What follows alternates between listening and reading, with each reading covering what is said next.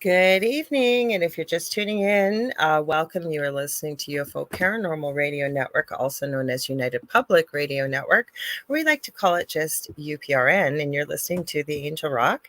I'm your host, Lorilei Potvin. I have another amazing guest for both of you this evening. Oh, I guess we're not going to get to Roku tonight for some reason. We'll have to remove us off of there. It looks like, hang on, guys, I'm just fixing this. That's what happens when we produce our own show and it's live, so hang on. Let me see if you can add it again. We'll try as I'm talking. This first time this one's ever happened. So let's see what happens. We'll see if it starts streaming. If it doesn't, oh, it's working now. Anyways, welcome. I see most of you are here over here already, and you'll be joining in, and it's so nice. 80% of our audience is audio only, as you've heard before if you've been here. We stream to every country in the world, all around the world. This network's been around for over 25 plus years. We stream multiple shows daily, 7 days a week. And when we're not streaming live, sorry guys, I'm just going to get rid of this. It does not want to behave itself tonight for some reason. And it keeps flashing at me. No, go away. Go away. Thank you. It's going to flash. The first time it's ever flashed. Sorry, guys. I'm back to this. We stream multiple shows daily, 7 days a week. And when we're not streaming live, the archive server randomly picks shows over the last 25 years and streams them. So we're always live on our platforms, whether it is YouTube or we stream anywhere where podcasts and talk radio stream, including the most obscure apps to some of the biggest apps out there. You can find us. And we have something for everybody here. So if you like what you see, please like, share, and subscribe and tell your friends and family. We always have new hosts joining the network. And there really is something for everybody here. A little bit about myself if you haven't met me before. This is the Angel Rock, like I said. Excuse me, I am your host, Lorilei Potvin. I'm a Canadian psychic medium. I'm also a crystal Reiki energy healer, Akashic Records practitioner, spiritual teacher, and mentor. I'm a registered nurse and a budding animal communicator, as well as I am very well versed in the near-death experience arena, having studied them professionally and personally for over 40 years. And I had one as a toddler myself. Also, what else did I want to tell you? I should write these things down, but it's really in the back of my head. It's when I get these little pop-up distractions, I lose my train of thought. Sorry, guys. That's enough about me, I think. How could I forget to tell you guys too? I'm also a host of another show on the network that I co-host with a very good friend of mine. It was just his birthday Sunday, so happy birthday to my co-host, David Hansel. And we co-host The Thing at the Foot of the Bed on Thursday nights from 7 to 9 p.m. Eastern Standard Time here on UPRN. So thank you. We also are on TV. We should have been on TV tonight, but it's decided to mess with me. So we have our own channel on Roku, which is called, how you find it is you're going to go to the channel store and type in UFO space P as in paranormal. And excuse me, there's a drop-down list. We're about the third or fourth one down, and you're looking for UFO, Paranormal, and United Public Radio. If you click on that, you'll see many of our shows streaming over there on the channel, and usually the Angel Rock does stream over there, but for some reason it's not playing nice. But that's what happens when we do things live. So I'm going to say hi to everybody in just a minute, but my poor guest here being so patient with my rambling opening. But before I do introduce her, how could I forget? I have to tell you guys about this. So give me 1 second. I got to get to my notes here. So come hang out with us in Thunder Bay this October 4th to 6th in 2024, where I live in Northwestern Ontario, Canada, for the Lake Superior Paranormal Convention. Tickets are available now. There's VIP Plus and there's Supernatural and VIP Pass tickets. And Lucky Paranormal, who's local here, was putting that on. They were on the show last week. And apparently over half of those tickets are sold. So you guys, you've got to come join us up here. We showed you some of the strange and unusual that goes on in this city. So it's going to be a wild time that weekend. There's going to be talks, workshops, paranormal investigation, and vendors. There'll be guest speakers, including Shane Pittman, Jeff Belanger, our own Carrie Lynn Shellhorn from UPRN, and she has an amazing show here on Fridays, Spirit Switchboard from 6 to 8 p.m. Eastern Standard Time. And let's see what else we got here. Hang on. She's also been giving a special Sunday edition of her Spirits and Sweets, where she's going to be getting messages from Spirit. She's an incredible medium as well as paranormal investigator facilitator. The travel channel's Beyond the Haunting. We've got Chris Rutkowski. He's going to be doing things, talk around UFOs and Bigfoot. Dee McCauley from Dark History. He's local. The Winnipeg Paranormal Group, and so many more, including myself. I will be giving a talk there as well. It's going to be all about all kinds of things spooky. I also will have a table there, so I'm going to be selling some of my resin work and stuff. And I did talk to the girls that were on last week, Mel and Gail Willis. I'm hopefully crossing my fingers that they might be able to make it work and stream it live. So people like over in Sri Lanka and Australia, we've got people from the States, we've got people from all over the place, that you too can be a part of this. So the only place you have to go to get the tickets is Lake Superior Paracon. Thank you so much, Nicci, for being so patient. Hang on, I just got to read your bio here because you have quite the illustrious biography. So hang on. Of course, I moved it. So give me one sec here. This is where we're going to go instead. You know what? Nothing wants to cooperate with me tonight. I think we're going to have one of those nights tonight. Give me 1 second. So who we have here, I forgot, and please forgive me if I end up, Nicci, pronouncing your last name incorrectly. I got your first name, but I didn't get your last name. So I know where to find this. Of course, I have everything organized, and then it just goes and runs wherever it wants to, because I got so many different things on the go right now. So Nicole, or she also goes by Nicci, Goott, is from South Africa, but moved to the US at 24 years old, following an inner call to discover her dharma. She's a writer, facilitator, experienced yoga teacher, a multidisciplined healer, and spiritual mentor. And we're going to be chatting about her newest book, Yoga and the Five Elements, and much more. Welcome, Nicci. It's so nice to have you here. Thank you, Lorilei. I'm so pleased to be here. And, I'm not signed up for the chat window, but I can see some of the comments, and you've clearly got a community of wonderful people who are very welcoming. So hi to everyone. I may not be able to reply in the chat window, but I am seeing your comments. So thanks, and I'm happy to be here. So yeah, it's a little bit different here. Yeah, you can't post on here. So that's the thing I forgot to mention to people as I got distracted with a few little interruptions. If you are listening and you want to join the conversation, where you're going to go is to UFO, Paranormal and United Public Radio on Facebook and YouTube. You can go to my YouTube channel, which is the Angel Rock with Lorilei Potvin. I'm streaming it on Instagram on the Angel Rock. I can't see your comments over there. They're not playing nice over there just yet with StreamYard, so I'll try and pop back and forth to see your comments. We're on Canada's Most Haunted. We're all over the place on social media between Facebook and YouTube. So head over there, and then we'll be able to see your comments. Okay, so what we do is we're going to highlight them like this. I don't usually with the highs, but we've got Z Sun Dragon. That's Kevin. He's a fellow Canadian. He says hi, but I know there's going to be others. We've got Diane Brighton. Hi to everybody there. Let's see who else we got here. He says, how long before we fall off the bed? I don't know what that... Oh, he's talking about the thing at the foot of the bed. We got Jonathan Keyworth here. I was just on his new podcast on Friday night. We had lots of fun. We got Cindy Simpson. We got Michelle Plummer. Julie Jean Bassett says, hello, Lorilei and everyone. She says, can't stay long, but I thought I'd drop by to say hi. We're glad to have everybody that says hello here. Who else? Everybody's saying hi. Like you said, you can see the comments. So if you see something, just shout it out. Hi, Kathy Hanley Little. Yeah, so that's kind of how it works. I guess you go on podcast, but it sounds like this might be your first experience with StreamYard. I think I've been on StreamYard before, but this works just a little differently.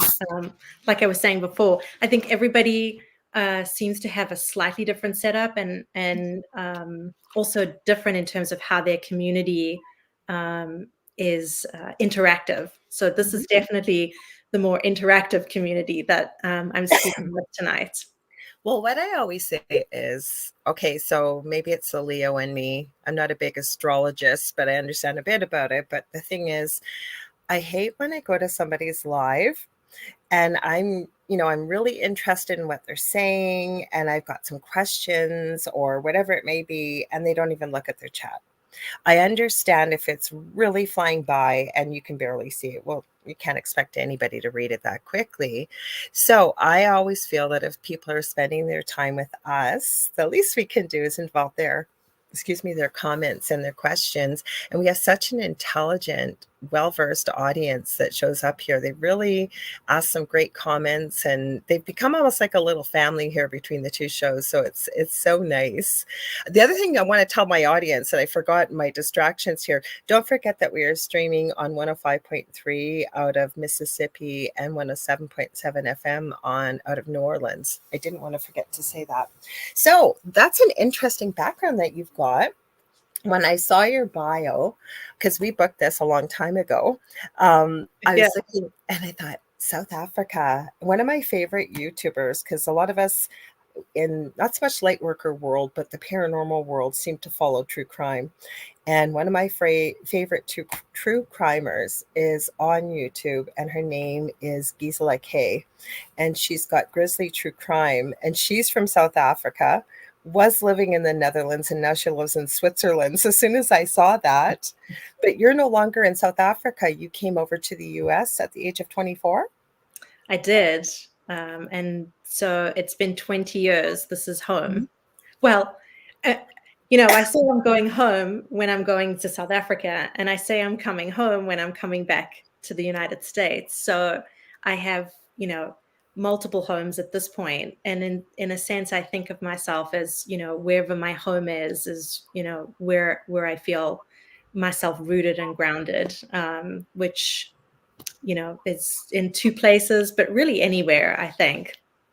Well, the funny part is, because a lot of my guests, just like yourself, because we got to give a shout out to Gavin Lee Davies, who sends me these wonderful authors like yourself. And I had one on, I think he's coming back on next month, actually. And we were talking, and 2 minutes before we went live, he's over in Australia. He's been there for 40 years. He's a lawyer. And he had said that, I think he said he got a citizenship in Australia, but I said to him, somehow in his biography, he had mentioned he had come from Canada. And then he goes, yeah, I'm from Thunder Bay. I live in such a small city in Thunder Bay in the middle of Canada on the Great Lake of Lake Superior. I'm about 40 minutes away from the Minnesota border, and I'm about 6 hours or so north of Minneapolis, Minnesota. There's 100,000 people. Like, what are the chances of that happening? I think that's the magic of the universe is, these synchronicities and the interconnections, that the world is a lot smaller than we sometimes think it is. And sometimes the universe just reminds us that there are these magical moments and that we are, all interconnected. Well, we really are. And I loved in your biography that you'd mentioned that you were, I won't word it quite as well as it was written, but you were following your dharma to come to the US. Can you explain to people what that is? Because with having people from all over the world, we forget in our little community with light working and stuff that we've got our terminology, and other people are going, what the heck is that? So what is that Sure. for people? I think that's a great question. Dharma comes from Sanskrit, and there's not really an equivalent translation, but the best way I could put it is it's your path in life, your life purpose, which is actually a much more kind of broad or large encompassing term for the path we take in life. And so for me, the story of finding my life purpose or my path in life kind of goes way back to when I was very small. I often tell this, I'm asked, well, how did you end up in the United States, and what was the reason you left South Africa? And when I talk about, well, following this call, it goes back to when I was 3 years old. Wow. And I have this very vivid memory of sitting in the sandbox Okay. and looking around myself and seeing all these other kids playing around me and thinking, where am I? I want to go home. And then, who am I? And what is this place? Now, I'm 3 years old, and these are very, let's say, adult questions, Deep but questions. deep, but and also adult. At 3, we're still developing the ego and the personality and coming into that conscious connection between the soul and the personality. And so as I got older, I was following this call to answer that question, who am I? Now, I'm sure many people, many of your listeners have perhaps asked that question of themselves, who am I? And, for me, that just could, continued to get stronger and stronger. And so by the time I was, a teenager and I'd started already investigating spirituality, the world of spirit, trying to figure out how to answer those questions, I was beginning to step onto that path to figuring out who I am and what it is that I'm here to do in the world. What's my function? And I knew inside that I needed to be somewhere else, and South Africa was not the place. So for me, leaving was about following that knowing, this deep, it was like a deep trust. There was no doubt. It wasn't even a question that I had to be somewhere else. I didn't know where. And truthfully, the where could have been anywhere. But when I was 19, I had the opportunity to travel. I'd saved some money. My parents helped me. And I got on a plane to visit some friends and family in kind of different places. I came to Vancouver. I came to parts of the United States.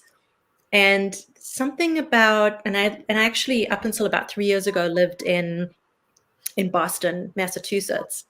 I now live in New Hampshire. Something about that city spoke to me. Something called me, and that's where I sort of landed. That's where I navigated to, and from making that decision, everything else just started to open up.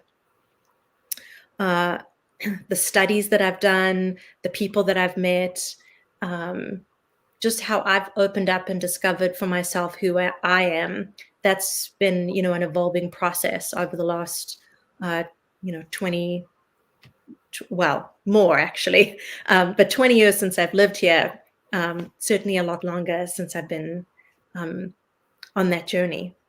But don't you think, backing up a little bit to being 3 years old, because I'm going to be 59 in August, and I remember, having conversations when I was supposed to be sleeping. I've always been a nighthawk, and probably 3 or 4 years old, I now know it was my guides, telling me about the children I would be having. And, this name I've always heard that I had no idea what it was. I do know what the name is now. But the reason I say that, those were very deep thoughts and adult for a child. But my thoughts are, and I could be wrong, and I'd love to hear your thoughts on this just quickly, is I think as children, we come from source, right? I believe we're everlasting beings, and some people don't, and that's okay, but I think we are. And that we never really die. We have multiple lives, because I've really studied this with children, especially too, that remember their past lives, and it's just utterly fascinating. And I've really looked at it. We talked a little bit about it last Thursday, actually, on the thing at the foot of the bed, but we were pulling up a few clips of children that could see spirit or see a grandparent or somebody around them that had passed, including a little one going to her mother's gravesite. She could barely walk, let alone talk, and you could see her leaning up to give a kiss and waving bye-bye. But my whole point is, I feel like it's almost, we're closer to where we've come from, meaning I call it home, source, whatever people want to call where we come from, right? To whereas when we get older, we tend to forget who we are. And it almost sounds like you were almost having and please correct me if I'm wrong, but almost a remembrance of like, who am I? Like, why am I here? What's going on? And then it almost sounds like that inner knowing stayed with you. Would that be a correct way to describe that? Or does that resonate in any way? Or Absolutely. And I love the word that you used, remembering. So a term that I use is self-remembering. And self being the substrate consciousness, the very essence of our being, and I take my worldview happens to be one that we reincarnate. So it's a reincarnational, multidimensional, Absolutely. multi-life point of view. Mm-hmm. But that reincarnational self goes through successive lifetimes, and in that evolutionary process, each lifetime we come back, we have to remember the self that we were, and Yeah, not like in the physical details, like, okay, I'm going to open a book and I'm going to recount, exactly. everything off the page. But really what we're bringing back is this kind of energy and information of who we were and what we learned, and re-remembering that as we then sort of pick up, so to speak, where we left off and continue on the journey. I And agree. so in a sense, what we are doing is remembering the self of who we are, because each lifetime we inhabit, my point of view or my understanding is that we take on a new personality ego, so a new veil, and through that lens we experience reality with a new set of lessons, a new set of challenges, Agree. um, 100%. and that adds to the storehouse, so to speak, of who we are and what we're becoming as we contribute, in our interconnectedness with one another. We all add to the library of consciousness. Mm-hmm. Yeah, so I agree. I resonate with everything you are saying there and agree 100%. But I know with working with people, as I know you do, because I can literally hear this coming from people that are either going to be hearing the replay or listening now. How did you know? How did you do this? How did you find out what your path is? I'm getting goosebumps, my sign for truth. Because my point is, and I'm asking you for our audience, because Sure. the bulk of people that come to me Mm-hmm. for reading or whether it's healing or whatever it is, and they'll say, I don't know what I'm here for. I just had this conversation recently with a client, Yeah. and I always say to people, it's not, I will never tell you what your life purpose is. That is Right. for you to discover. I'm here to help you if you're open to it, to guiding you to discovering what that is, or if you will, and I love that, remembering, why are you here, right? What are you here? And the thing that you just said too, when you moved from South Africa, you had this inner knowing, or I almost call it clear cognizance. We know that we Mm-hmm. know, but we don't know why we know it, but we know it to the depth of our core. Sure. Then everything seems to fall into place when we're on the right path. Would you agree? Absolutely. Mhm. So I just want to name what's happening for me. You I love talk about getting goosebumps it. Mhm. for recognizing a truth, and for me, it's tears. So Oh. that's my sort of signal that I'm Mhm. recognizing that we're touching on, an essential kind of core truth. Mhm. So I just wanted to name that so that as people are kind of watching, see. I'm glad that you did. Thank you. Um, so, uh, yeah. So the question you asked, how did I know, or how did I do this? Um, well, it wasn't easy and it wasn't a straight road. I'll say that. Okay. Um, so even though I had this memory as a young child, as we develop, we have imprinting from parents, from family, from society, what you could sort of umbrella call social and family conditioning. Mhm. And that imprinting can sometimes tamp down some of those intuitions, those Agreed. knowings. And, there's a process that we go through of kind of swimming through some of that to sort of peel back the layers and self-remember, rediscover who we are. So that's why I say the road wasn't necessarily straight. I was sort of still figuring out, okay, Mhm. what's the direction? And quite specifically, I thought I wanted to study architecture when I was a kid, because I always loved drawing and I love buildings. I mean, I still do. Mhm. And my husband's family are practically all architects. So that's Okay. that stayed in my life in some capacity. But So what I thought I was, or what I thought I wanted to do, was not the path. Mm-hmm. And I didn't know this at the time, but when I was 20, I was involved in a serious car accident with a couple other family members. And the analogy I'll use for this is something I heard someone else describe at a workshop some years ago, is that sometimes the universe takes a 2x4 and hits you on the head when it's trying to get you to wake up and listen to a message. And Uh-huh. that was this car accident. It was literally the universe saying, this is not the route you're supposed to be taking. So I had decided not to study architecture, Mm-hmm. and I really didn't know what I wanted to do. And so I kind of studied business and finance and industrial psychology. And I was working in a bank. Uh, and the universe was saying, this is not you. This is not the path for you. And it took me a long time to hear that message. But what the car accident did was it awakened in me this desire to search, and that was searching for healing. And so the modalities that I studied were kind of tools that were not only for my own self-healing, but to also self-remember, to wake up to my path, what I was meant to do. And so what I've learned is that the form is not important. The form is just the container for bringing through the energy of who you are. And it can Absolutely. literally be anything. So if you're hearing this message, know that whatever form you choose, it's just a form. It could be anything. It's your way of bringing into the world yourself. So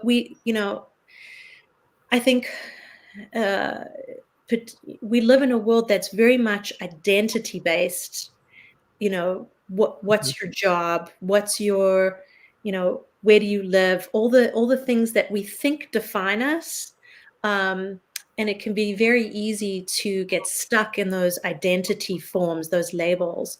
Mm-hmm. But I kind of love something that I've noticed um, in recent years, a kind of a renaissance of the term craftsperson.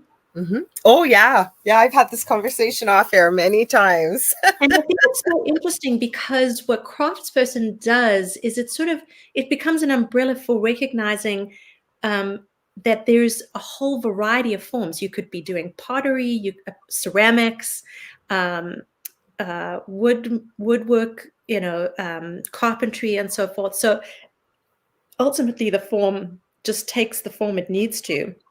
Mm-hmm. So coming back to your question, how did I do it? It was a long way. It was a long journey. It was a process of taking step by step, of finding the things that resonated, the different Mm-hmm. modalities, and seeing how those awoke in me what the things were that I needed, and finding teachers and mentors that could guide me until I could find that teacher within. I like that, because the reason why I asked you, because for people it's really hard for them to understand, to even recognize, because there's so many people, and I don't say this with an elitist energy or an egotistical energy, right? And there really is no right or wrong answers when we come here. I believe that, right? We can come here and screw it all up if for the reason we set out to come here for. I usually find that that's when life isn't very easy for people, because it's like the universe, or whatever you want to call it, it's first it nudges to get you towards you where you've chosen to go, and then it gives you a little bit of a push. And sometimes you get a hit over the head, like Mhm. a car accident. For me, um, I had a patient cover a rug with a hole with a rug when I worked out in the community, and it fell through and shattered all my discs. And I never ever, I thought I was going to be a doctor, and I never ever expected I'd be doing what I'm doing now. So then I was off permanently, and I still hadn't navigated to where I was going. It was kind of inching there. And it was like my paranormal experience that we had in our previous home was so crazy, but it really pushed me into looking at the universe. Never chose for me what I needed to do. It was like it just gave me that here you go. Take a look. Mm-hmm. Right? So you got into all this healing, and the thing that, like, there's so many things I wanted to ask you about all these healing modalities. We've got a few people in here talking about some health challenges they're having within the chat too. Mm-hmm. So, but one thing, there's a few things you do I want to ask you about, and I'm going to save the yoga to last.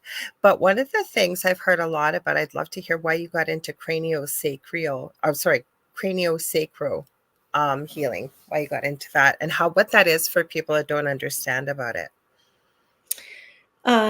Yeah, it's interesting. It's not a modality I practice specifically or on its own today. Like I was saying before, there were a number of modalities that I picked up. Just steps. Steps that helped me in this sort of awakening. Mm-hmm. But specifically, biodynamic craniosacral therapy, and there are really two schools of thought, but essentially the idea is that with craniosacral therapy is you as the practitioner are facilitating or holding the space for the person that you're working with, for the person to enter into a safe space where the body can restore itself to its natural state, for the body to heal itself. And essentially what you're feeling into, and I just want to repeat that again, what you're feeling into, so not thinking into, feeling into, you're using a different sense, is you're feeling into the breath of life, or what's called the breath of life in craniosacral therapy. And it's like it's a rhythm, it's a cranial rhythm that flows in the body. And you can become quite sensitive to this in the body. And you can see I'm moving my hands. So for those of you who aren't watching but listening, I'm sort of holding my hands and as if I was rocking my hands side to side, because that's sort of what you're feeling into, is this rhythm that's in the body. And that breath of life is understood to be kind of an essential blueprint, that when we restore healing, we're restoring that blueprint, that natural rhythm. And that when there's a blockage, and you could say that really a lot about many modalities that work with energy and healing, is to look at where's the blockage. Cindy did that, Cindy Dale's book. Yes. Yes. Secret Language of Your Body. I sing with no disrespect. That's one of my Bibles that I work with in my field. Yeah. Mm-hmm. I remember reading that some time ago. Mm-hmm. So yeah, the same idea is you're unblocking something that's stuck, and helping to restore that natural flow, that natural rhythm once again. So it's very minimally invasive. You've got the lightest of touch. And the way I was taught is, if you take a quarter, or in American currency, a quarter, I'm not quite sure what be the equivalent in Canadian currency. A quarter. A quarter. We have the same. It's been a while since I've been to Canada. Our money's the same, but it's colored except for the silver. We don't have pennies anymore either. Okay. So, you're using about the same amount of pressure as if you had to put a quarter in your hand. Okay. So that's very, very light. I mean, it's barely touching. And there are specific points on the body that you work with. The head in particular, so hence the cranial rhythm, but also areas like the shoulders, the hips, the knees, and the feet. Okay. And more often than not, at least in my experience, most people tend to drift, and you kind of drift, or what's called like a low tide. You kind of, the tide stretches out, where if you've ever had the experience of being in a healing session, for me, it's particular with body work, where it's sort of like when you've just waking up from sleep you're in this liminal space. You're not quite Call it asleep. the zone in our field, the hypnagogic state or Okay. the zone, right? Best place to connect to spirit or your guides, or I hear you. Yeah, you're not quite asleep. You're not quite Yeah, awake get with your awake. consciousness. Excuse You're me. in this liminal space, and that's often the place you kind of get into, and that's some of where there's some deep healing. Mhm. Okay. Sorry, I was reading a comment. I hear you. Okay. Same. Sorry, I was reading, I got lost in this. They're all having a comment about the pennies verses, and I was listening to you too. And then you stopped. I went, oh, okay.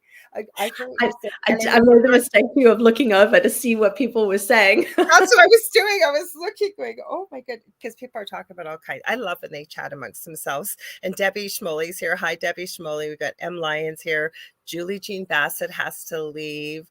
She said, thank you, though. And quite a few comments here, but we will get to them. We're here I want to talk about your book, but I wanted to kind of get into a few things because this is something I don't know a ton about. It has really been suggested to me, and I'm feeling that calling within my soul, and it's yoga. So I want to hear, how did you get into yoga? And I mean, you've written a book about yoga and the 5 elements. I got to hear all about this. So how'd you get into yoga?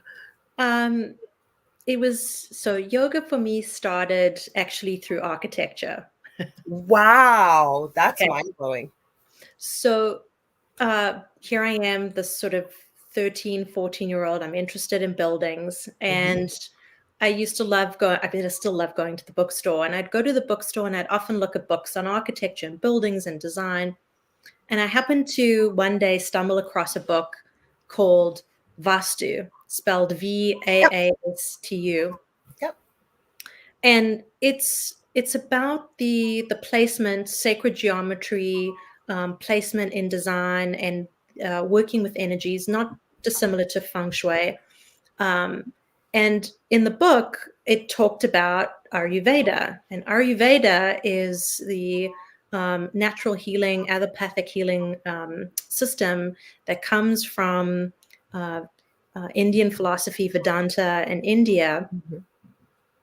And that opened a whole new sort of dimension for me of, wow, what is this? What's this healing system? Talking about, the elements, talking about recognizing your dosha or recognizing imbalance and balance and working with the body and the mind. So that was my entree into yoga, was actually through Ayurveda, through an allopathic system of healing. And it wasn't until, gosh, probably 19 or 20 when I first experienced the postural practice of yoga, what I think many people in the world today think of as yoga. I'm going to generalize, okay? For those who are listening, I think what many people are often exposed to is through the body first, and what I think of as a postural practice. Okay. Versus, or in addition to the inner practices of yoga, working with the mind and the body, but from within, as opposed to coming to the body first. So, You're the first person I've heard say that, and I love what you're saying. I really do, because it isn't just a physical experience, is it? No, and I think for me, part of the impetus for the book, I think, came from a place of wanting to expose people to the idea that that there is more, that the postural practice is a dimension.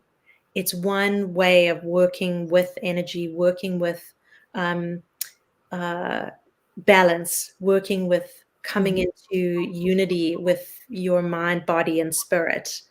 Um, and, for those individuals who are interested in going deeper, because I think what happens is, you start to develop an opening. We're working with a lot of energy channels in the body. Yoga opens up a lot of these dimensions physically, and that can open a lot of questions, right? Sorry, Because my cat's putting her tail on this one. Guys, I'm so sorry. Live that's show okay. animals have decided. I'm telling. I don't know if we're getting a new moon or what, but my everything tonight. I'm so sorry. Go ahead. I'm not an astrologer by any stretch of the imagination, but Neither I am know I. it's Not even been close. Mercury retrograde. And I will say, for me, for Mercury retrograde, things do tend to work backwards. So I know. I don't know because my dog just decided. I have usually she thinks she's a lap dog. My cat just wandered on and she's put her tail across the screen. And both these animals are very psychically connected, though they really, really are. And I'm not getting into the woo-woo world. Julie Jean Bassett, who was in the chat that had to run, is a shamanic practitioner, incredible healer. I've gone to her actually for a few sessions, and she's helped me with two of my animals. But she has said she's never met an animal is psychically connected to the universe as my dog. And I jokingly said, well, look who her mother is. Not that I'm psychically, not that, just your mother does psychic work and look what happens. Anyways, let's get back to what we're talking about. Sorry. No, that's okay. We're talking about the inner, like connecting from within, that instead of just getting into the postural. So, so I think what I was saying about the body is, the somatic experience. So one of the ways I think about energy manifesting, and I relate this a little bit in the book Yoga and the Five Elements, is that we manifest into physical form, and eventually we come into the physical body, and there are all these energies, the subtle bodies and the five elements. Can you tell us what the five elements are for people, though, so they know what you're referring to? So I work with the five elements as, let's start from the bottom up. So earth, water, air, fire, and space. And each element relates to one of the subtle bodies.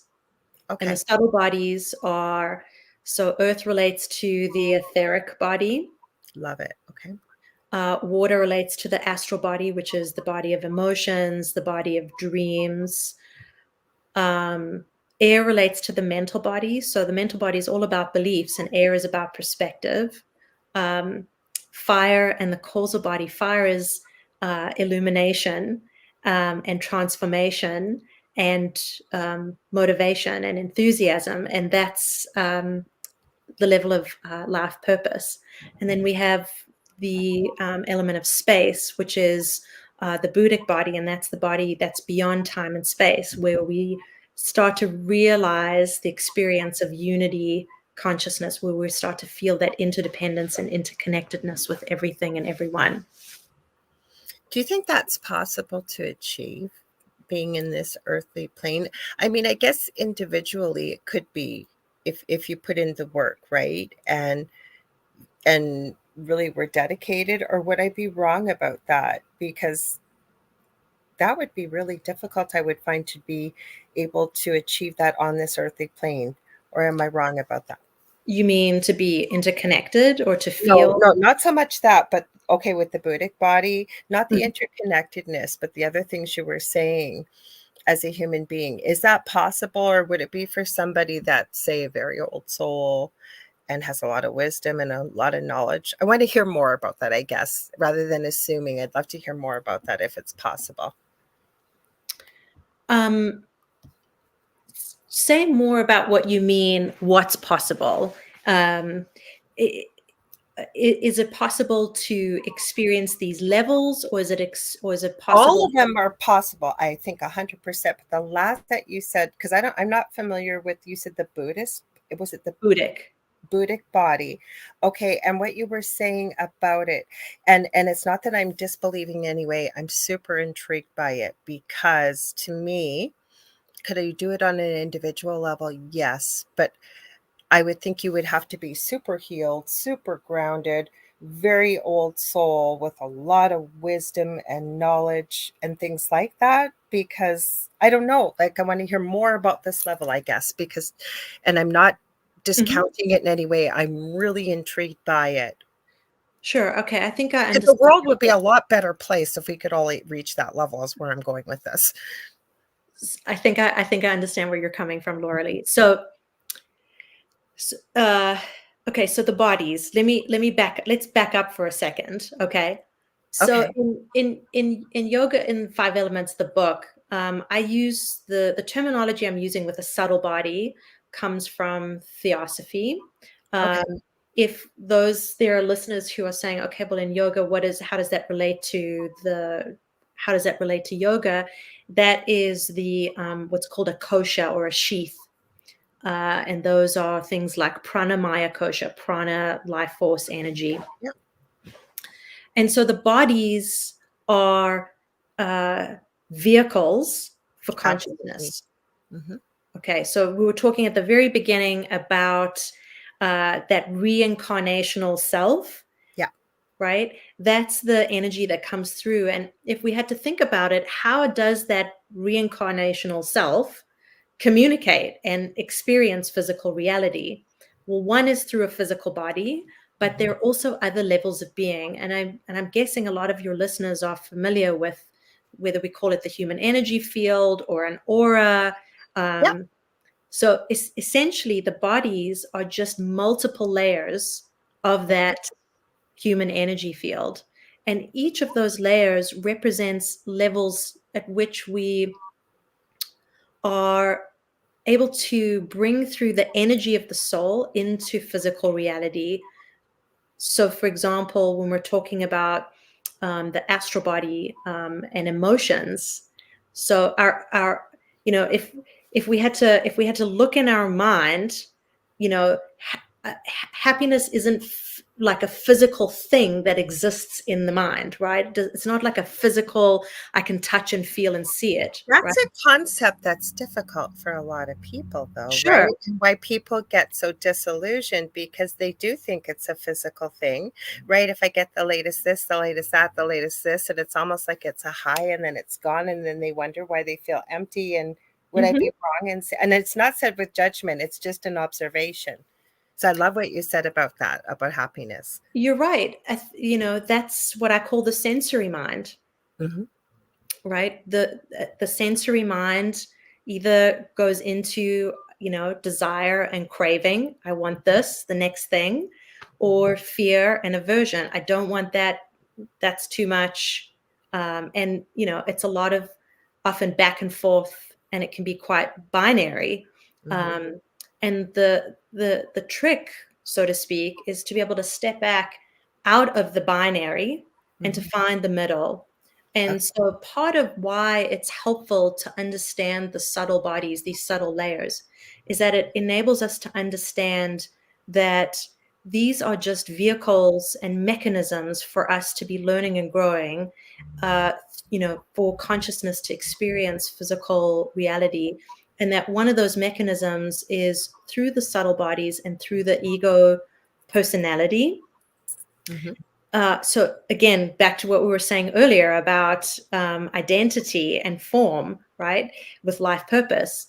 Uh, Once you start to realize that you are not just your body, and you're not your emotions, you're not your thoughts, these things don't define you.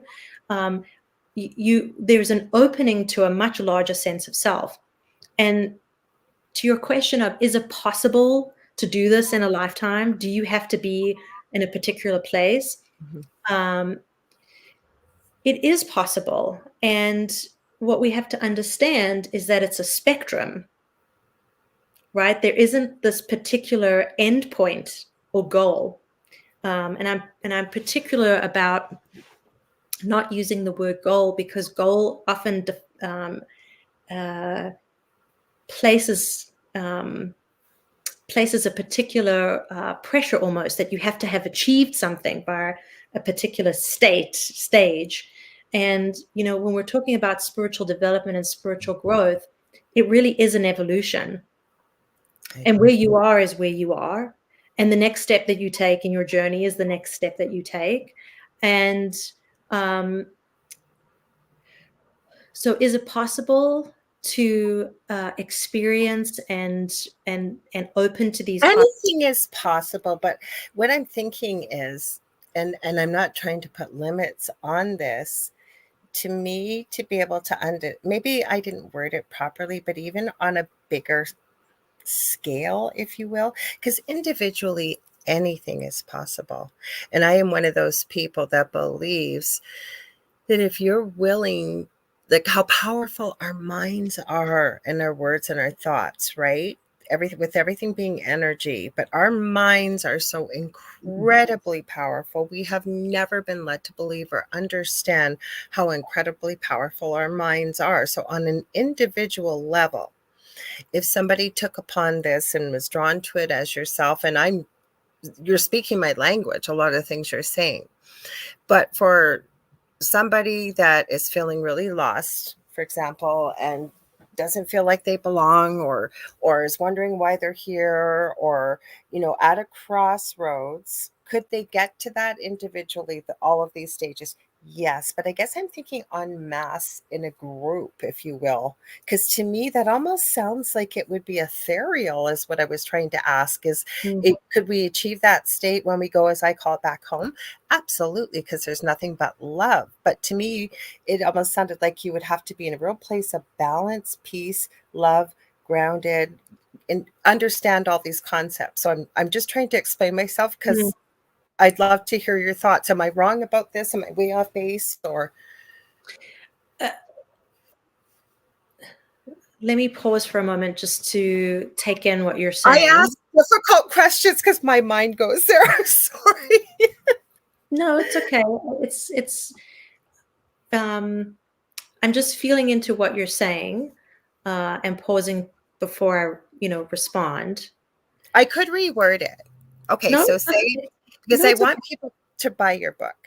I think it's amazing. And everything you're talking, like you're speaking my language. And I'm not saying this is impossible. I'm just wondering, how does one get there, maybe? Like, how do they do that? Because I guess where I look at it is, maybe I'm being judgmental with humanity, but I don't know. I haven't seen many people be there. Mind you, I haven't traveled all over the world. Maybe there's many people that are already there, because I just think the world would be in such a better place if we were able to incorporate what you're talking about with these 5 elements, and especially the final one that you mentioned. That's why I'm wondering, could it be possible Mm. with humanity, if you will? The best way I can answer that question is I'm just it, curious. That's all. And if you can't no, even answer it, I it's mean, okay. that's why we're here. We're in a conversation Yeah, and exploring. Uh, the way I think of the universe we find ourselves in is that it's based on a number of, we could call them universal principles. And absolutely. and one of them is that we're in a system of learning and growth. Excuse me. Very simply. Yeah, And if you think about it, and you sort of make the thought experiment, there's, it's sort of, and if you take a reincarnational point of view, we can see that a soul is constantly evolving and constantly learning. And so by that measure, if we're in a system that's based on the principle of learning and growth, all you can ever do is take one step at a time, agreed. put one foot in front of the other. And each person is doing the same thing as well. And we're not all at the same stage of development as each other, Agreed. Agreed. which means that where we are, each person is what you've self-remembered, and what you can see in someone else as, well, why can't they get there? Or I wish they could get there, is a recognition of what you've self-remembered, but they haven't. Agreed. And so what we start to become is, beacons for one another, to help each other Right. kind of rise up, to be lifted up, and for ourselves to lift others. And so as we ourselves become more awake and aware, uh, we have a duty, a service to ourselves and to humanity to share that. And I Absolutely. don't mean that you have to go out and to teach or to do healing. It can be as simple as you help your neighbor next door with something. You smile at the person across the street. It's the little things, right? It's Right. being open and aware enough to be awake to that. And that becomes an invitation to others to step up to a higher way of being if they want and if they're ready. And that's the key, is that we can never demand of anyone else. Agreed 100% and say it all the time. The only thing you can change is yourself, should you choose to. Right. And so is it possible? It's possible in the sense on the larger scale of humanity evolving, right? Okay, I hear you. I hear you. So what we're talking about is evolutionary. And so if if we look at what's available to us, everybody who's involved in this community is interested in what's out there, asking questions, right? Is there's signposts all over the place, and those signposts are the beacons that let us know, okay, you're going in the right direction. And so any message, any book, anything that helps us, step up to a higher way of being, that helps us and helps others be uplifted, is really that signpost. So, again, thinking about it in evolutionary terms, is we're all just taking that next step closer to ourselves and closer to the source of all being. You answered that beautifully, and I'm sorry, I didn't mean to make it so difficult. To No, me, not at all. it sounded like nirvana or heaven or what people's idea would be of it. Do I disbelieve it? No. But I know there'll be people hearing this going, where can I be around more people like that? And I think you've answered it. And I agree absolutely 100% with everything you have said. Like it seems over the last month, especially with the different people, like we work with different people, right? Like different clients. And, people will say exactly what you gave us such a beautiful example. And somebody I highlighted had said, you just said it so beautifully. So people are enjoying what you're talking, the way you're speaking and how you're sharing your message. So thank you. But I've said always one thing. First of all, what we perceive becomes what we believe, and it becomes our reality. That was from spirit. But I also say to others that feel very frustrated, and you said it much more eloquently than I did, right? We can see something within someone else or the potential or whatever it is, and we think, well, why can't they just do it? Or why can't they whatever? And I found myself saying more and more lately in sessions is, again, the only thing we can do is change ourselves if we choose. But also, it's always so easy to stand on the outside and very clearly see what the issue is around somebody else. But it's when we have to hold that proverbial mirror up to our own face and have the courage and the desire and the objectivity to step back and say, this needs healing, or maybe this needs work. Do you see what I'm saying? Like what you were Absolutely. saying. So how could they apply your book to that kind of principle? Great question. And I think this will make sense to you too, being as a nurse practitioner as well, is, we talk about compassion, but one of the elements of compassion is empathy. And empathy is, let's use this analogy. If you were to stand in front of a painting, right? On the outside, you can just observe the painting. You can just, you can look at it. You can see what the image is, the colors, etc. That's observing, Right. hopefully without judgment. As I always try to add, I'm not in a place of judgment, just observation. Empathy takes it a step further and steps into the painting and has the experience of the landscape, right? What the colors actually feel like, how saturated they are, what the palette of the colors is, what the landscape and the story is telling you from within the painting, what the painter was feeling when they painted the painting. So empathy is being able to step into and feel another person's experience. And I say that also with the caveat of empathy doesn't mean step in and then be in the soup, right? Step in and to feel into what the other person is experiencing, but don't take it on. And one of Buddha's great teachings is don't take away my suffering. And what he meant by that was my suffering or my lessons are mine. They're not yours to do for me. And so what we're doing with empathy is really feeling into someone else's experience and having compassion. So understanding where they are and how they got to where they are, and not trying to fix or to change, but to sit in the awareness that, okay, this is what they're going through, and I can understand that from a human place, from a soul to soul place, and I can offer to help. I can offer, whether that's to listen, whether that's something I actually have that I can give, physically. Time's an irreplaceable resource. It's not, not infinite in terms of our lifetime that we're in. So in terms of how we can apply this sort of evolutionary growth that we're on with one another is to have empathy, right?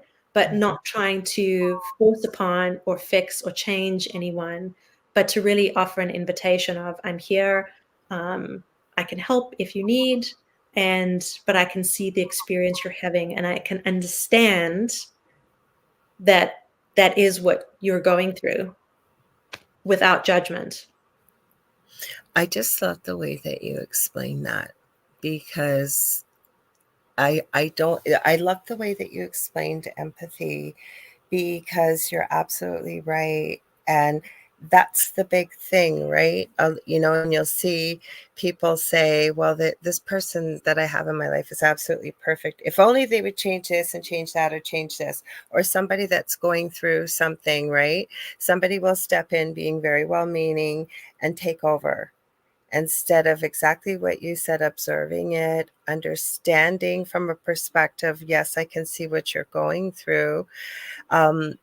The other thing that I thought that you said was important, not getting drawn into it, being an observer, being a supportive, offering help should they choose to take it.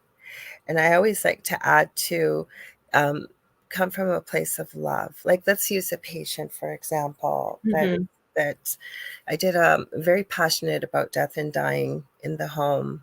And if I can ever go back to work one day, it's a terrible name, but I would love to work in the death doula field, and to be able to support and be there and really feel that pain that family is going through and your patient is going through, but you being there to support the family, support your patient, but not getting drawn into it, but having deep, deep compassion and empathy for what they're going through. So I just love the way that you explained that, because sometimes I think people can misconstrue what it means to have empathy. Like, there's a lot of empathetic people, don't get me wrong, but a lot of people get drawn into it, or how can I fix it? I think another component of empathy in terms of or related to not fixing is to realize that everybody has a different experience of the world. Everybody's worldview is different, and it's their view. It's and a view is just a view. It's the beliefs that you hold. And I think you said it a moment ago. I'll say it in my own words, but it's very similar. Is our thoughts create our reality. Absolutely. So what your thoughts are and your intentions, from your words to your deeds, that all manifests and becomes the physical reality that you experience. And so whatever someone else is going through, we have to understand that it's related to, aside from whatever they believe, whatever their karma is, right? And when I say karma, I mean, what is the cause and effect relationship in their life, based on whether it's from a past life, and not always, but what are the what are the conditions under which they're learning and growing in this lifetime, in that particular moment in time when you're meeting them. So, empathy also holds that takes that into account. What is this person's point of view? What are their beliefs? What are their values? What are their blind spots? What can they or can't they see in the reality that they're creating for themselves? And what is their karma? So it's very, it's quite large when we think about someone's life. We never know what someone else's experience is like. I always say that because you just get the end product when you have the experience, especially say even with somebody you don't know very well. Mm-hmm. And say you go to a store and the person at the cash register is really nasty to you, right? And our first thing we do is jump at, oh my gosh, how dare you be so rude? And yet, we don't know. For all we know, this poor cashier, maybe she's going through a divorce, or maybe they just lost the love of their life, or a parent. Or my point is, we don't know what people experience. We just get what we get in the moment when we experience them. Mm-hmm. Mm-hmm. Yeah, absolutely. I love this. I love telling this parable. I came across it years ago. It was told to me actually in a training course I was attending having to do with craniosacral therapy. And I'm sure it's been paraphrased 100 times, but it goes something like this. A man wakes up in the morning, gets out of bed, gets dressed, does his routine, goes downstairs, walks out the front door, and falls in a hole. The next day, the man wakes up in the morning, gets dressed, does his morning routine, goes down the stairs, walks out the door, and again falls in the hole. And this repeats over and over and over again. Until one day he wakes up, he goes down the stairs, he walks out the door, and he sees the hole, but then he falls in. And again, it happens again and again. He sees the hole, but he still manages to fall in. Somehow he does. And eventually, one day he wakes up, he walks down the street, he sees the hole, and he takes a different turn. Finally. Mm-hmm. Finally. And really the parable is about the habits, habits of being, right? We our own actions in life that we keep repeating over and over again, the cycle that we're in, the cause and effect relationship, the karma that we create, that we're in over and over and over again, until eventually we can see it, but we're not yet at a stage. Once we can recognize it, we're still not yet at the stage of being able to necessarily completely change it, because we're just in the stage of recognizing it. And this kind of touches on a question you had earlier of how do we do this? Is it possible? Mm-hmm. Is we eventually recognize the patterns, the habits, and then we start to make those changes. Whatever tools we have, we start to bring in, remembering that help is available. So finding the support and bringing that in and making those changes until eventually the patterns aren't there anymore. We've chosen a different path. We've changed the pattern. We've changed the circle. Mm-hmm. I'm going to read Z Sun Dragon's comment, or Kevin. He said, listening to Nicole and Lorelei's perspectives is my main focus here. Otherwise, oh yeah, we're not going to pay attention to that right now. The chat is getting a little bit off.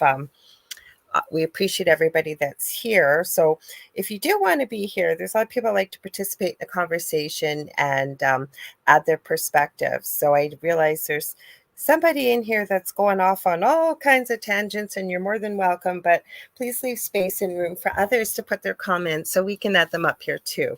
Okay, we appreciate people's viewpoints, but we're here to support our guest Nicole too. So if you've got questions or comments for her, we would love to see those. Okay, and I appreciate your views that you've got in the chat, but it's not really the space right now to discuss some of those things. So thank you for being here and sharing what you have already. I really appreciate it. So you were talking too about some of the tools, right? And you said getting help, because getting back to your book again, right? So going within not just the physical aspects of yoga, and then, we've talked about a few aspects with the 5 elements. So how would someone use your book? Let's put it that way, to get to to get to where we're talking about? So there are lots of exercises in there, more than 20, I think, in different ways. So it's meant to be practical, things that you can apply. Even a beginner, like a beginner could do it too. Yes, I Good. have had some people say that some of it is not totally beginner, but I think there's different elements of the book that will speak to people at different stages. Perfect. And certainly many of the exercises, many of them are actually journaling prompts. I love using a journal. I think it's so simple. And it's very accessible. You don't even necessarily need to go and buy a journal. Everybody, I'm sure, has access to a piece of paper and a pen or a pencil, unless we've dispensed with that and we're only using cell phones. But a paper and a pen. And one of the best practices is to write your thoughts out. So a practice in the morning is to journal whatever it is your stream of consciousness is, whatever you're thinking, whatever you're feeling. Because part of what that does is you empty out this storehouse of the story you're carrying around in your own mind, which is your own little echo chamber. And when you can step back from that and see it on the page, or first at least empty it out, that's exactly what it feels like. You can feel clear because it's not clogging up the pipes anymore. And so that's a great practice of learning to work with your emotions and your mind, your thoughts and your feelings, is to get that onto paper. And one of the other practices I talk about is through meditation. So when we're able to step back and observe, we develop what I call witness consciousness. Okay. And so witness consciousness, so witnessing is to witness, to see, and consciousness is self, right? Consciousness is being or soul, or however you want to call yourself in non-physical terms, your energy. Okay. So you're witnessing yourself. You're witnessing and observing your mind. You're disengaging from your thoughts. You're disengaging from the sensory mind. So just like with the journal where you've emptied out, now you're actually, instead of using a paper and pen, you are sitting in quiet observation to watch, to be the observer. And this is foundational in any meditation practice. All meditation starts. I'm so glad you didn't start with meditation, because the first thing, and I'm sure you've heard it, I can't meditate. I hate meditating. I love how you transitioned into that. Well, I can understand why people hate it. It's not easy because, the sensory mind is it can be very challenging. The sensory mind wants to pull us in one direction or in the other. Or it's channel flipping. So, the thoughts are on a merry-go-round, and it can be very challenging to quiet that down because, again, it's not necessarily something that's commonly thought of, that you can actually observe your thoughts. Now, it's easy for me to say this because I've been doing it my whole life. I've been watching my mind stream my whole life. So I know that there will be people who will hear this and say, well, that's impossible. And it's not. It's not impossible, but you do have to try as the starting place, because if you don't try, you'll never get to experience it. But, meditation foundationally is to sit and observe and watch your breath. That's a beginning practice. Why? Because watching your breath is also very challenging. I once listened to John Kabat-Zinn, who's very well known, developed mindfulness-based stress reduction. And he once said, I'll paraphrase, something along the lines of, thank goodness breathing is automatic, because if we had to be in control of our breath, if we had to mindfully watch our breath, we'd all expire pretty quickly. Right? That's true.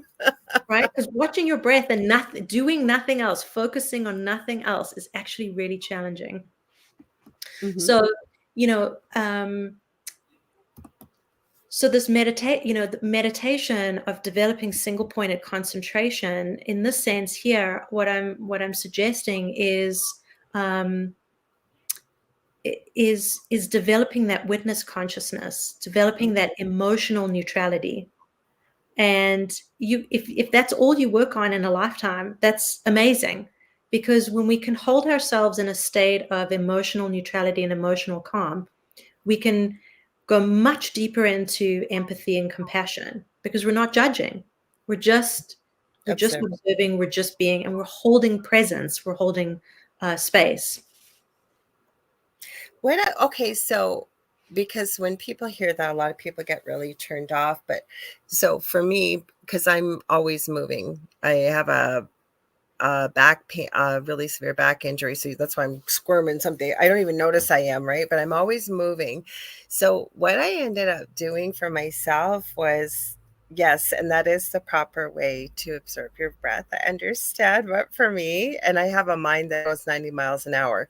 So I had to start like Kevin, Z Sun Dragon. I like what he suggested. He said, sorry, I got to highlight it. It went up. Mm-hmm. Oh, it did go. Sorry, now it disappeared again. Even in writing or drawing is another way to get in that meditative mindset, Mm-hmm. other than getting things out on paper too, autopilots to breathing calmly, etc. So what I do for myself was I had to at first try different things, and it's not quiet, but it got me used to the fact of laying there, breathing evenly, and getting into a quieter state. So I tried things like binaural beats, different tones, and things like that, some guided meditations.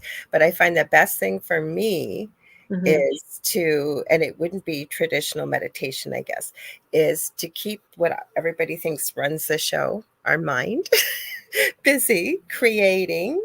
Yeah. So I love to create. I'm basically on autopilot. And I'm sitting there so that my subconscious and my higher self is open. And then that's when I get the downloads. That's when I have the conversation with spirit. When, yeah, I could go on and on. And I know because you've done it. And again, the goosebumps. And but it takes a while to get there, but we have to start, kind of like what you said earlier, right? And it's true. Isn't there an old proverb that the longest journey starts with just one step, right? Yeah. It's Lao Tzu. quick, right? Is that who it was? I don't know. I don't usually use quotations, but that came to mind. Would that be useful, or how else would you suggest it? Because people find that daunting, right? Because Sure. I'll say a couple things. I also want to highlight, I think Sun Dragon is Kevin. Kevin, yeah, Kevin. So Yeah, grounding in nature. Yes, Kevin. That's also something, an exercise I give in my book let of me find working his. with the earth element, is grounding through the body and Oh, good. Okay. connecting to the earth and bringing up that earth energy into the body. So that's Always do that and wrap agree. myself in gold through my crown chakra, actually. So also, and working with music and is another way. So to kind of touch on what you're saying, Lorilei, is so that meditation example I'm giving is just one way. So I think so for me, meditation fundamentally is about single pointed concentration. It's whatever you can hold the focus of your concentration and flow that concentration into an absorptive state of consciousness, an Oh, absorptive state of mind. And you could say that even watching a television show is meditation.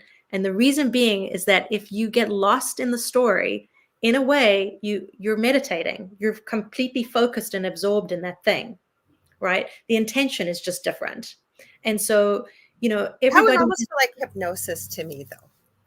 yeah. But I think the point I'm making is that something that's holding our focus so I completely. gotcha. I gotcha. And what you're talking about with the binaural beats or different ways of coming into that state of I hear what you're saying. slowing your concentration, everybody has a different approach, and you can come to it through the body. I think runners talk about a runner's high. So whether it's some physical activity like running, or a postural yoga practice, or tai chi, or some other form of meditative healing modality like the binaural beats, or I think there's things like hemisync or breath work, working with the breath is another way of doing it. These are all just ways of, they're different views. You know, if you stand in the center of a circle, you can only see so many slices of the circle from where you're standing. You have to keep turning around to see the whole circle. So it's really just a different point of view and a different way of trying to see things, see yourself. So I love that you brought that up, because I think it's just a different approach. I just wanted to ask, because that's the biggest thing, and I'm a really big proponent of meditation. And in the beginning, I used to say I didn't have time. And one of my mentors, it's a really funny story, I won't get into it, it's too long, but basically, she kept hearing spirit, and she was on the show. And I won't go through the whole story, just quickly. And she was turning bright red, and she's going, "No, I can't say no." And then she says, "Okay, I'm hearing spirit say that it's okay to say this to you, that you'll be okay with it." And she's just bright red. And she goes, "Do you go to the bathroom?" And I go, "Of course, everybody goes to the bathroom every day." She says, "Well, do you have 5 minutes in there?" And I said, "Yes." And she said, "Place to start," right? And she was so embarrassed to say that. But I don't know why you'd be embarrassed. Everybody goes to the bathroom, right? But it was my segue in, and I didn't realize how important meditation was to me till I went to a conference years ago. It was Right. supposed to be a spiritual conference. And I love people, but I had no idea how much I really do value and crave my alone time. And there Mhm. were people around all day long. And it was like, oh my goodness, like I just felt like the walls closing in, how much I miss the meditation. Or when I have a really big issue to solve or problem, I crave the meditation to go in there and sometimes receive answers. And I know that that's not the only reason why we meditate, but I'm just giving a few examples. But there's so many benefits to it. Would you agree? Oh, absolutely. And I think I see a comment there. Mesh God. Mish, hi Mish. She's over in Australia, so it's Tuesday over there. She's probably at work. What one do you want me to highlight? Go ahead. I'm glad you're doing this, Nicole. Thank you. Sure. So gardening. Yeah, I love to garden, and gardening for me is another a kind of a meditative practice, but it's also another way of staying grounded and connected to um, myself. So Mhm. both physical and non-physical, and also connected to the realm of spirit, because gardening connects us directly to nature in the realm of non-physical energy. So it can be actually a great way of meditating, because you're completely absorbed. You're just, your hands in the dirt, you're planting. So yes, I think gardening is one of them. And I think also Kevin said about what did I saw I'll go up something. a bit. Hang on. I Said, can scroll up. Let me scroll up. Come on, um, computer, behave yourself here. I got to go this way. yeah, holding space. I want to come back to that in a moment, because I saw that come up a couple times about what that means. But just to finish this thought with you, Okay. Laura, um, about alone time, Yeah. um, it's vital to recharge yourself, Hmm. especially when we are, you know, when we're giving ourselves and our time to someone else. And, many of us, we do that, all the time. When you're, if you don't live at home alone and you've got a partner, or you've got kids, you've people around you all the time, or if you are at home alone but you go out, or you're with your colleagues or work or in the grocery store or whatever it Hmm. is, other people's energies do affect us. And so it is important to take time to come back in and to recenter and to reground yourself.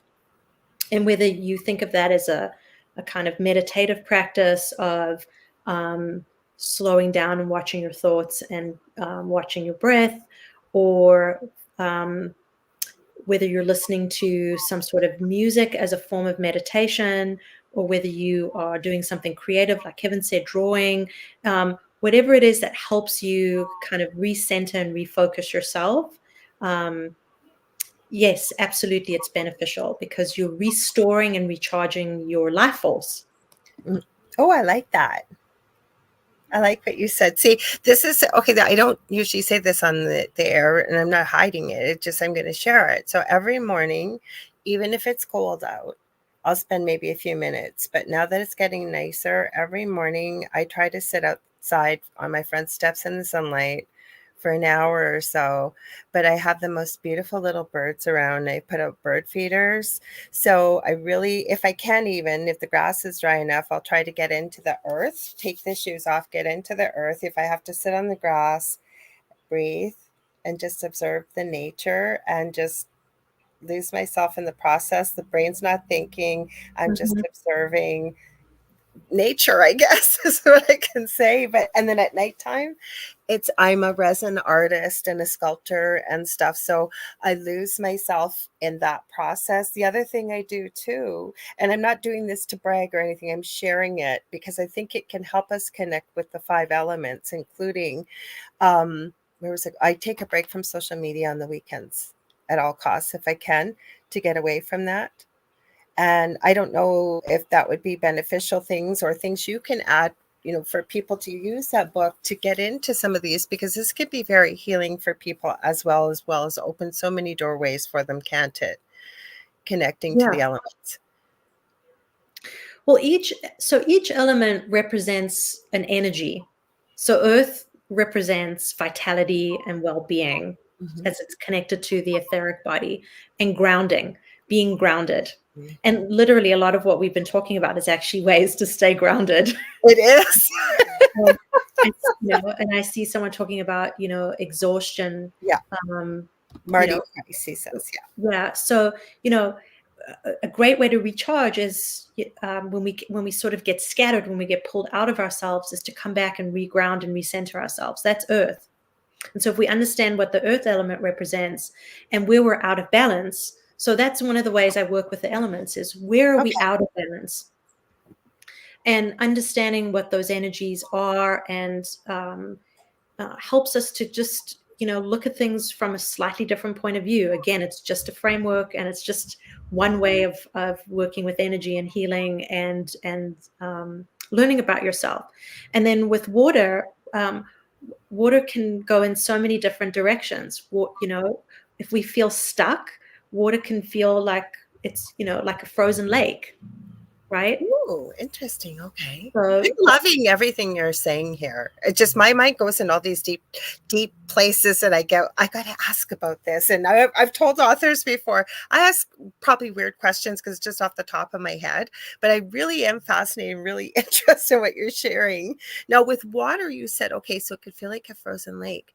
Now, not that anything's more important than another crazy question that jumped into my head. We are mostly water. So does it, not that it makes it more important, the water element. I don't even know what I want to ask. I guess I'm trying to say, are we more affected maybe by this element because we are made up of so much water? no, at least from my point of view, Because we're we're made not up. talking about the physical body, right? Yeah, that's All okay. right. We're made up of all the elements, right? And again, because when we come into physical reality and come into physical form, they manifest in a particular way. But all the elements contain each other. So the fact that the body is, I think it's 70% water, doesn't necessarily mean that water is more important in this Yeah, particular. it hit me right away because we're not. I got what you're. Please finish your thought. But I was thinking, then I thought, oh God, we're not just talking about the physical body here. Yeah, Sorry. there are elements. We do have an affinity towards one element over another. Oh, So cool. you might resonate more with one element more than. So you might really resonate with water more than you do with fire.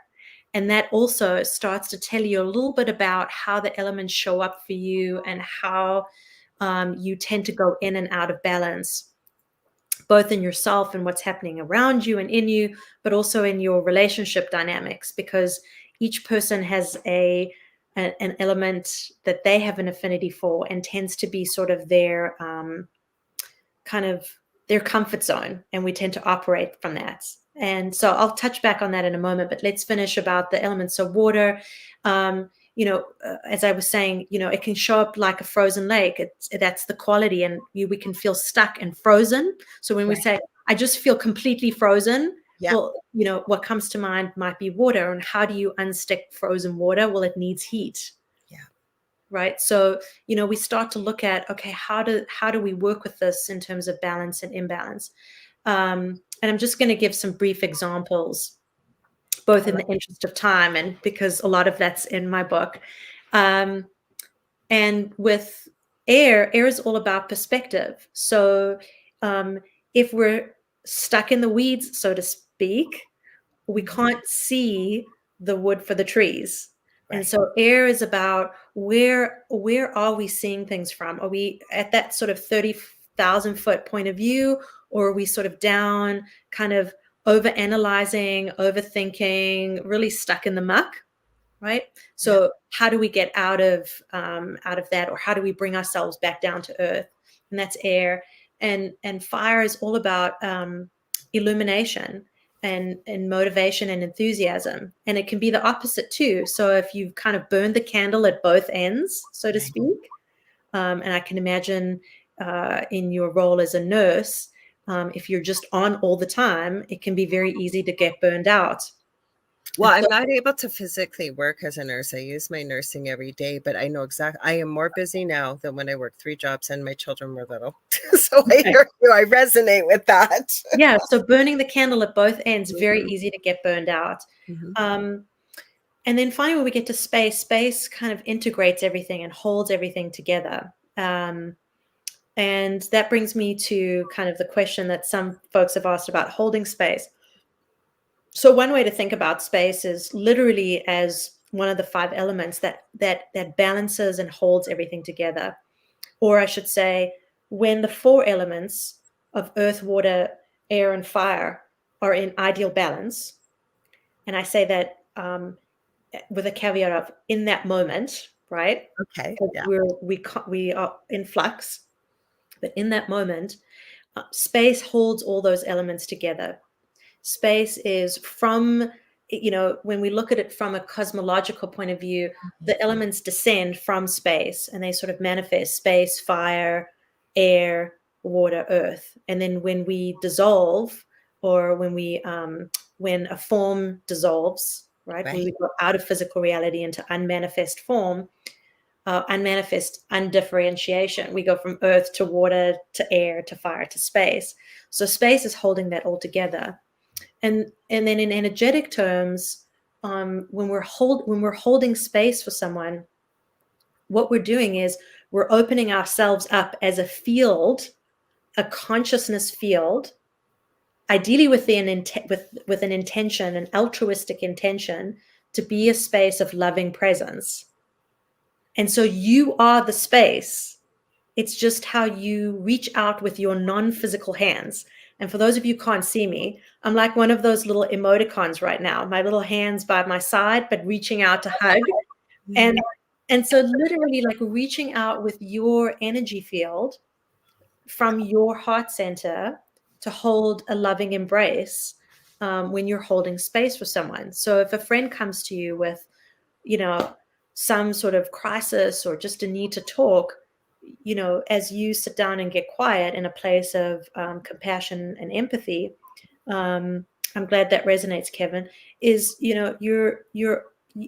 go into a field, you become the field, you become the space, and it's your energy that creates this container. And it's not physical. It's physical in that you're present, but it's a non-physical energy. That's why I was wrong when I asked you about the water with the scientific brain that I have. And I literally heard from spirit and went, oh, that's why I always just blurted out, oh, we're not talking about the physical body. We are, but we're not. And that's why I answered. I really have to thank you for answering that, because when I first started this journey years ago, you would always hear about holding space. And it's like, what are you talking about? Or the other one, I understand it now, but you just explained it so beautifully. Or the other one used to always be, you've got to raise your vibration. And I used to hate it. I know what it means now, but back then. So you just said that so beautifully. So thank you. I'm glad that resonated. Michelle said the same. She just said it too. Lovely. Thanks for explaining holding space. So thank you. I'm glad that's helpful. Absolutely. I'm a pragmatist at heart. So for me, I think of how does this practically connect? How does this practically make sense? And that's what I've tried to do with what I've written about, is how do we take, wisdom teachings, how do we take this and apply it? How is this actually practical? What can we do with it?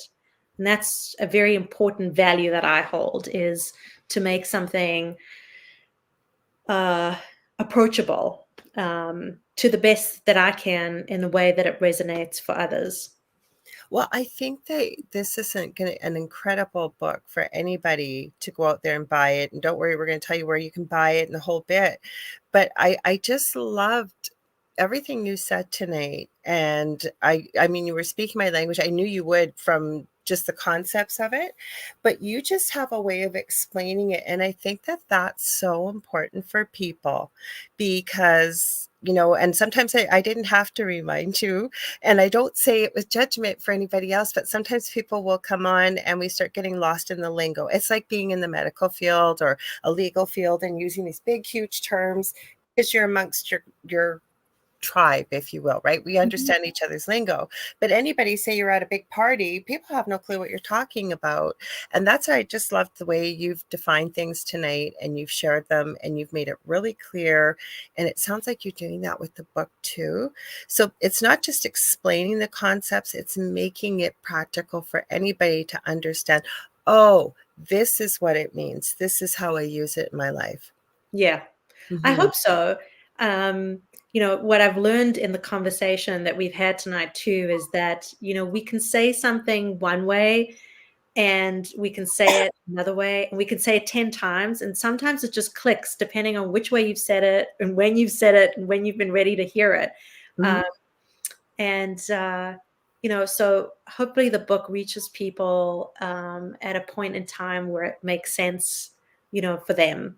And that I'm so intrigued because and I have the book, I just haven't had a chance to delve deep into it. I'm going to be reading this one because you've introduced me to some concepts, even that, like the Buddhic level, I was not aware of that in all my years of doing this, and just a really phenomenal way and aspect of looking at healing. And just as you said about understanding with people, right, saying it 10 different ways until maybe if somebody's either ready to hear it or it makes that breakthrough. I think that this is such an incredible healing modality as well, that could really, I think, help on so many levels. And I just love what you had to say tonight. So I really appreciate you being here. Thank you. Thank you. Thanks, Lorilei. It's been great to be here. And again, I really appreciate the community that you have and some of the comments and the questions. And thank you for the space and asking all these questions and being in this conversation. And I was looking forward to tonight because I was like, oh, I got so much I want to ask. And sometimes I think maybe it's a scientific mind or what, I'll ask questions that I got to know, right? And I always say to people, if you don't know the answer, that's okay. But it's just the way my mind works. And before I give you a moment to let people you can tell them where to find you and what have you. I do want to thank everybody in the chat tonight for your patience and your kindness. I don't usually say something, but I know you all had a lot to add to the conversation, and it was really difficult to see. And I understand that the person that was here maybe had a lot to say, and you were very kind to them. And I thank you for that. And I tried to be kind too, and they're welcome to come back anytime. But we we were finally able to see everybody's comments tonight. So I didn't ask them to leave, and you guys were very kind, and I appreciate that. And I knew that you would. So thank you. So Nicole, where can they find you? How can they get a hold of you? Where can they buy your book? And you've got classes and stuff I think I saw on your website. Do you not? I do. I do run classes from time to time. So my website is my name, NicoleGoott.com. I have a Substack. So for those who... I didn't know that. I'm going to sign up for that. Yep. So it's my name, Nicole Goott, or Nicole.Goott at Substack, or however if you just do Substack Nicole Goott, I think I'll come up. Okay, I'm going to find you there. I'm going to follow you. And I'm not on Facebook. I use Instagram a little bit. So if you are It social wouldn't media, let me tag you. I tried to find you and stuff, but it wouldn't let me find you. yeah, so I haven't been on Facebook for years. And then, my website, I have a mailing list. I send out news occasionally. Substack is better if you want to read long form essays where I talk about stuff like what we've been talking about, called A Seeker's Guide, my Ooh. journey to an ever awakening life. And then my book you can get online, like most online places. If you default to Amazon, um, I forget what exactly is in Canada aside from Amazon. There's the ebook platform. I think it's We've got Amazon. We've got you guys have Barnes and Noble. We have chapters Indigo. Don't we have a global audience? So like there's people from all over. Geez, we yeah, haven't like Michelle's over in Australia. Usually I did message him before the show, but I think it's probably 3 a.m. Kasoon is from Sri Lanka. And those are just the people that chat. There's lots of people that lurk that don't say anything. So online's best. Usually most yeah. people I think can probably find on Amazon, right? Absolutely. And if you have a local bookstore, if it's not in the bookstore, there's a wonderful website, bookshop.org, Oh, okay. and you can buy your book online through bookshop.org, but you can pick to support a local bookstore, Mhm. because not every bookstore carries every book that's published. So that's another way to support local, but just doing it online. Well, I'm going to have you back on. I mean that in the future. I think we're booking into September, but maybe before the new year and have you back on because it seems like everybody here really enjoyed and love what you were talking about. So I love to bring you, not that I'm putting you on the spot, but I mean, I'd Thank love to you. have you back on and talk Sure. more about this. I want to thank everybody for tuning in, whether you're watching on the replay or you watched or listened live. If you ever want to get a hold of me, you can get a hold of me on facebook.com/Angel Rock to book reading. I do psychic meet readings. I do healing. I do mediumship. I do Akashic record readings. I just pull everything usually in when somebody books a reading. I also, somebody's asked me recently if I'm going, I had mentioned I'm working on starting some classes to do some like as a classroom sort of genre, if you will, about teaching and mentoring. So I am working on it. I have not forgotten about it. Easiest way to get a hold of me, though, just reach out to me on Facebook or any social media platform. It's under Lorilei Potvin or the Angel Rock, and I'm on every platform. Also, I have 2 groups on Facebook for the Angel Rocker Tribe for many of the spiritual type things we talked about tonight. I have Paranormal University for more of the paranormal type spooky stuff. Also, don't forget to buy your tickets for Lake Superior Paracon. I'd love to meet you in person. So if you come up here, I'd love to connect with you. Also, don't forget Thursdays. David and I will be back 7 p.m. Eastern Standard Time with The Thing at the Foot of the Bed. You guys, we are at 100 in our new group, The Thing at the Foot of the Bed. Do not forget to group vote. It's pinned at the top what you want to be called, whether it's the Kevin Bacon Eaters or the Boo Collective or you guys the Footies, because we got to pick a name soon about what you guys want us to call you. Okay. When we get to 200, you know what Dave said. We're going to be going live in there and doing free 1-question readings kind of randomly whenever. So we'd love to have you join us. Otherwise, I think that's everything. I want to thank you again, Nicole, for being here. It's been an absolute pleasure. Thank you, Lorilei. Same. And everybody, I will see you same time, same space. I always forget to check who's coming next week. Sometimes I remember, but it's another great guest. You know that. And otherwise, I will see y'all on Thursday. Don't forget, it was Dave's birthday on Sunday, so you can all wish him a happy belated birthday. Okay, so we'll see y'all next week. Same time, same space. Don't forget to, I forgot to mention this. How could I? I have my friends who've been on the network for a while, Philip and Julia Syracuse coming up next with the Horsefly Chronicles. So stay tuned if you've been enjoying what you see. Okay, hang on just for 1 sec, Nicole, please, after if you can.